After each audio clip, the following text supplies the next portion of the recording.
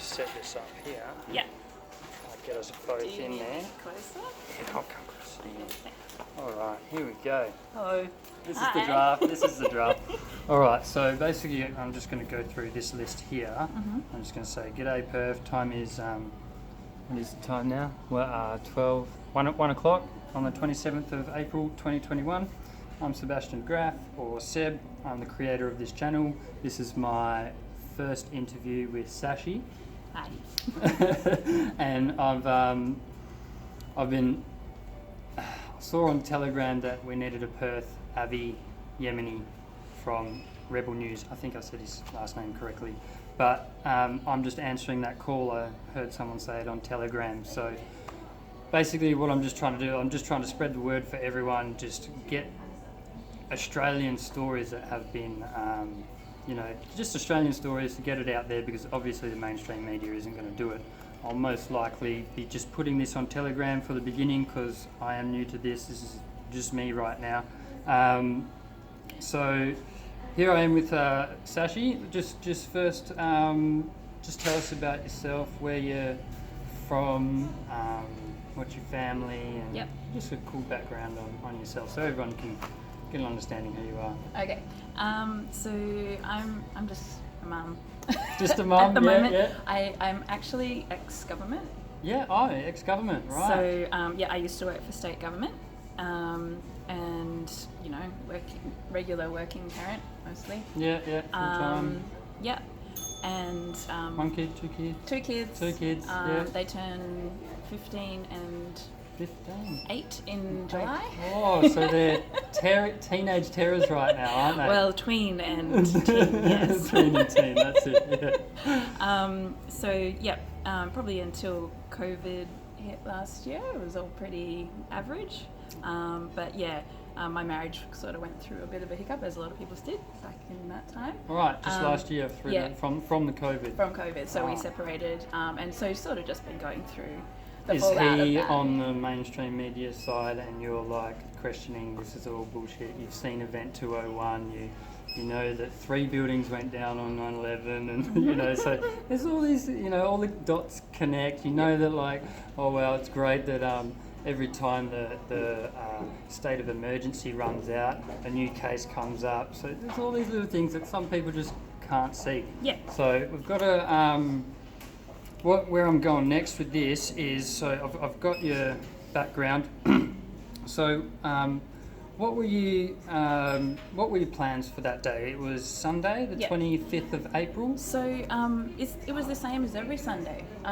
It wasn't anything particularly different for me. Last sort of couple of months, I've been standing in the park. Wearing yellow, and some people might be aware about the Stand in the Park movement. Yeah, tell us about that, because that was news to me. So that's cool. I think I just saw it on Facebook. Yeah, I'm not on Facebook. I deleted it. I got deleted. I am still on Facebook, but I'm surprised. I'm surprised I'm still on Facebook. Actually, you've been careful with your wording, aren't you? Not really. No, just straight up. Oh, sweet as. Okay. I do choose my battles. Yeah, that's right. I just saw that Brady from Sydney, I think his name is Brady Gunn, that he was standing in a park wearing yellow, has signs saying "We stand for freedom," and I thought. That's something that it really resonated with me. And yellow represents that colour too, does it? So that's what the yellow shirt for is. Okay. So. Yeah. So you probably saw me wearing yellow. Yeah. I saw the yellow. So there is representation to the colour. And so I just made my own sign saying "We stand for freedom." It's only an A4 sign. It's not huge or anything. I saw that on a stick. On a garden stake. On a garden stake. Yeah. And tied a big yellow ribbon around it. And I've been there for a couple of months. Often no one comes along, but often more so lately, people have started going, what are you doing? Yeah, starting to hear what do you mean? it. What do you mean freedom? We don't have freedom? Yeah, exactly right. Yeah. And I just explained, look, I stand for freedom. I stand for freedom of speech, freedom of movement, freedom of choice, particularly medical choices. most people are fine with that. Like I don't go up and push my point of view on anyone, but if anyone wants to ask me a question, I'm here, and I've got some information for people. So it's standforfreedom.com on Facebook? Or? I think it's Stand in the Park. Stand in the Park? Yeah, Stand in the Park, and that's a Facebook group. Yeah. Okay, so that's been going for a few months now, has it? I don't know exactly how long it's been going, but it's been... It's a grassroots thing. Yeah, I think maybe 6 months or a bit longer. Yeah. So, we're just trying to get this information out there again. I just want to say ahoy to Avi Yemeni at Rebel News, mate. I'm doing this because I'm answering the call to be the Perth you, mate. So that's for you. RDA, Monica, sweet to see ya. Wicked to see Craig Kelly just join Telegram. So that's why I'm also just pushing everything onto Telegram. I've been to BitChute, Rumble, and all those other different platforms and Gab, but Telegram has always it's just always worked. It's simple, it's easy to find old messages, you can join groups and all just like-minded people that, just want to get on with life and have a good life, and live it free. So so your plans for the day were just to go stand in the park, just to represent freedoms and your rights, and also just like the main reason I started to do it is because I don't know, most of us probably felt a bit lonely at one point. Oh yeah, everyone's getting stressed, locked up inside. Not just that, but you try to talk to your friends and family, and they're just some of them are like okay maybe, but some of them can be like. Yeah, my dad wants to get the vaccine, by the way, and it's so scary. It's so scary. Just seeing people drop like flies, and he's like, no, I'm going to get it. Yeah. It's scary stuff, but you got to stop listening to that TV. That mainstream media is just pushing propaganda on you. Well, I ripped my antenna off my TV.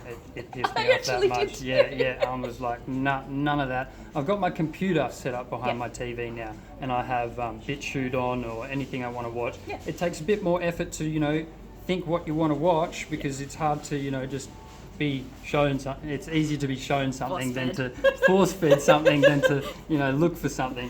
But Judy Mikovits, if you want to start anywhere, that's probably the best place to start. She isolated the HIV virus. She's a highly rated virologist. She's been there for 30 years and she's got a lot of good information, but you won't hear a peep on mainstream media about that one. No. All right, so now tell me what happened when the police came round.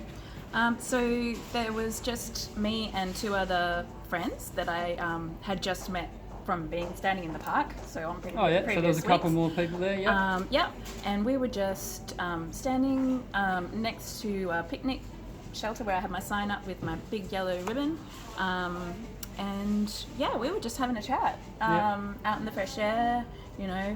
Viruses don't live in sunshine, but And what was the time? I was a little bit late, so probably just after 10. Just after 10. But usually it's a 10 a.m. Sunday morning thing. And how long were you there until they rocked up? We probably were there about 20 minutes, and we were sort of getting a bit of attention because we weren't wearing masks. And you had your sign. But most people seemed okay. There did seem to be a few sort of families around and that kind of thing, and they did sort of notice us, and that's sort of relevant later because I do believe that one of them actually called the police. Oh, okay. So because they seem to know exactly when we turned up. And the police have to answer the call. So I do believe that happened. Okay. And at the start it was only two police. Just sort of came and said, what's happening? Why are you here? And all of those kind of questions. Why aren't you wearing masks? There's a lockdown. Are you exercising? What's your reason for being here? And I just said, look, I'm here every Sunday. And it was just very sort of casual to start with. Until they had a packet of masks and they're like, we can provide you one. And we mentioned that because I've read the mandates from the government that say, some people are exempt from wearing masks, and I do have a medical condition, But I had also read some legislation that said I didn't have to disclose my medical condition. Yeah, I've read that too. It's on Telegram if you want to find it. Yeah, so that's when we sort of started to. The police didn't seem to want to accept that. So they were saying that the Emergency Management Act overrides all of that legislation. Which we know is not right. Well, that's question. It's a question that I think needs to be looked into. Yeah. Because state versus federal, and I'm starting to hear different things. So that's something that I would need to look into further. I'm not an expert on law or anything like that. So but don't take my advice. It isn't an emergency. From what I know, it's an emergency order. It's Emergency Management Act. Public health. Yeah, Yes. Emergency Management Act, Yeah, and that does not override the federal laws of the country. But yeah, I'm not sure. Maybe if you're a lawyer, you can contact us and give us the lowdown on what this actually means and who's right. yeah. And on that topic, if you do want to contact us, I'm on Telegram. I'm on WA Freedom Cell. I'm on Perth Patriots. That's where I found Sasha. There's quite a few people on there. I check it every now and then, daily. Every hour. But yeah, it's so much more interesting than Facebook. If you want to catch us there, you can. That's sweet. So yeah, what else was the police saying, and what did you say to them? So I mentioned that I had a medical condition, and that legislation, particularly the Privacy Act and the Anti-Discrimination Act, meant that I didn't have to disclose what my medical condition was, and that I didn't. They were asking for evidence. So they asked what my medical condition was, and they wanted evidence of my medical condition, which is not actually mentioned in any of the WA government lockdown conditions. Yeah, I just heard another thing from a bloke yesterday here, Matt, that I met, that they need to have the document that states the law or the order that they're giving you. If they don't have that document on them, they cannot give you that order. You need to see proof in writing what you're in breach of. And if they can't give that to you, they can't do anything. That's what I've heard from Matt, my mate. So thanks for that info, Matt. But so keep going. The police said you tried to give you a mask. Yep, and I said that I had a medical condition and I'm exempt from wearing a mask. But yes, they were asking for proof, and they said if you don't have proof and you don't want to tell us what it is, your options are, their directions to me were, you can put on this mask that I'm offering you, or you can leave. And I declined to do either of those things. Because I believed I didn't have to. Yep, you're free. I am free. Well, that's my opinion. So far. Debatable at the moment. Okay. And so then sort of they were talking to the other people that were with me, and they were sort of agreeing, but also starting to be a little bit intimidated because these police are calling for backup. So another couple of police arrived. Yep. So then there were 4. There were actually 6 at one stage. How many of you? Just 3? 3, yeah. Jesus. So yeah, it started sort of escalating when they were like, well, if you're not going to go and you're not going to put on this mask, and you don't have any evidence of, and you're not going to tell us what your medical condition is, then we're going to need to arrest you. What's your name and what's your date of birth and who are you? And so I'm not an expert in common law, and that's probably why I got arrested. But I heard it was, but you didn't give your name. I didn't give my name. Yeah, I heard you can give your first names and not your surname. That's another guy, Gator from WA Freedom Cell. That's what he told us. Right. That's what he told me. He actually hasn't been. He's been driving around without rego for years now.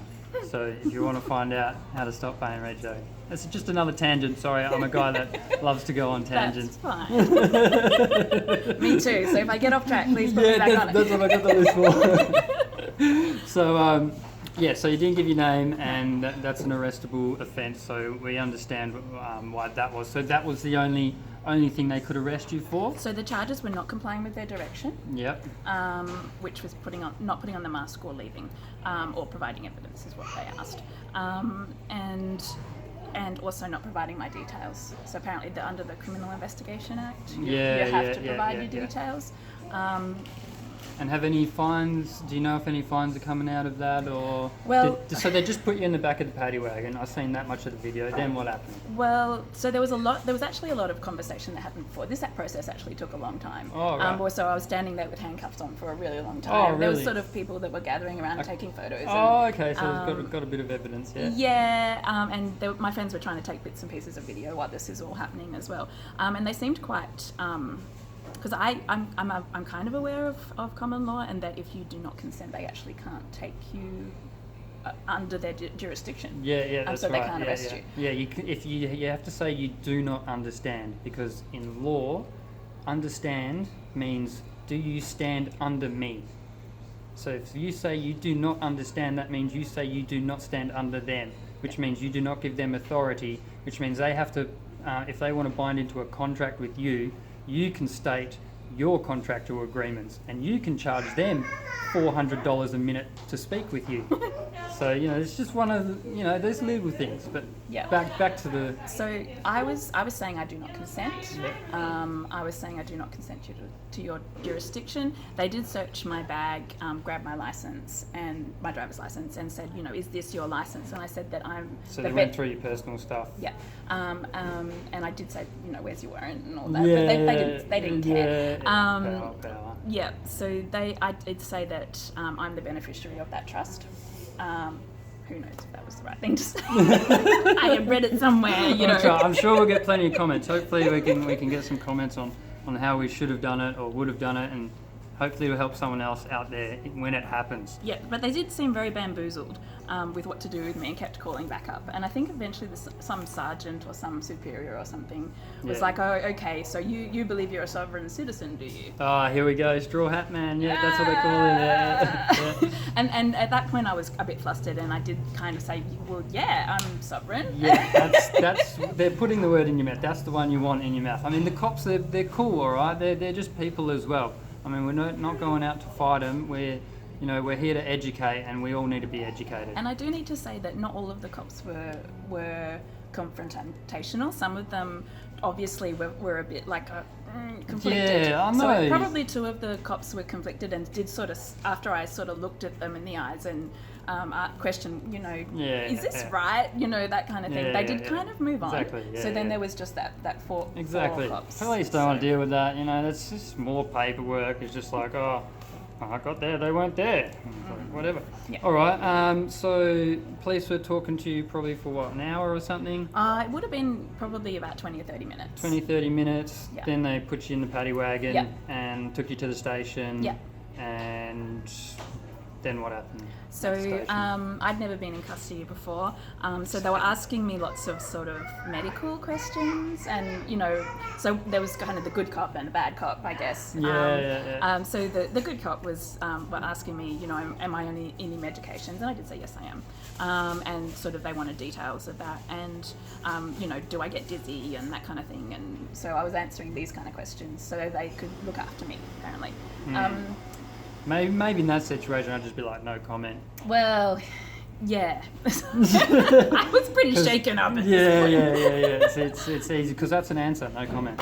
Yeah. If they're still asking you, they're there to do a job, and if you answer no comment, they're like, sweet, that question's done. I have to answer. Now I have to ask this one. Yeah. And so I was sort of saying I do not consent to some things, but things that I thought may affect, like if they kept me there for several days, that would affect me, and I wouldn't be able to function properly without my medication. So that kind of thing, I thought, well, I can understand that, and that's probably something they will need to know, because I didn't know how long I was going to be there. And so they were taking all my possessions and taking off my jewellery. I had to take off my jewellery, undo my hair, and they searched me and that kind of thing. Get put in a cell? Did get put in a cell. First time? First time. How's it feel? It's not a nice experience. There's... But you're doing it for freedom. Oh, yeah, I did not feel free at that point.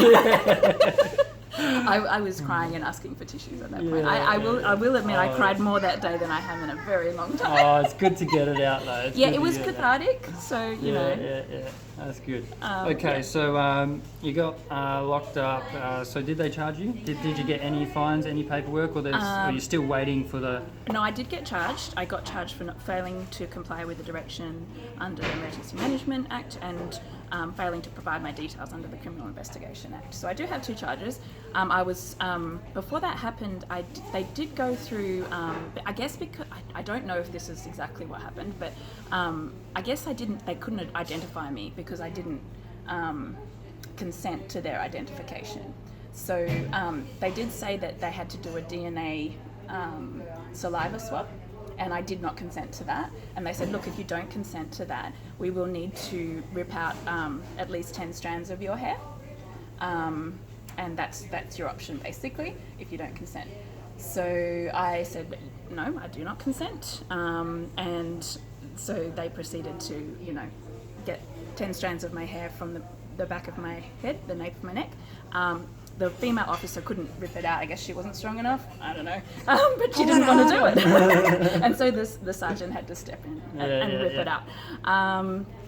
That was not pleasant. So they've got your DNA now. They've charged you with 2 charges. So if those charges go through and we need a lawyer up, I'm asking Rebel News, I know you're there, mate, to help fight the fines. And if anyone's out there want to help fight the fines for Sashi here, is to donate to Rebel News. I'm not affiliated with Rebel News at all at the moment, so I hope what I'm doing here is legal.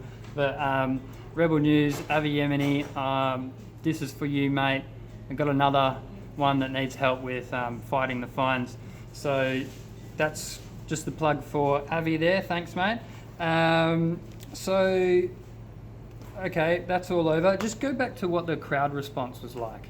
That was probably one of the hardest bits, actually, because I assumed that most people in that area were wearing masks but not really wanting to. But we're still down at the beach, even though it's in lockdown. Yeah, at a park. So some people were playing with their kids, and some people were riding bikes and walking and doing their general thing. But some people were taking videos and pictures of what was happening, and I kind of figured they were on my side.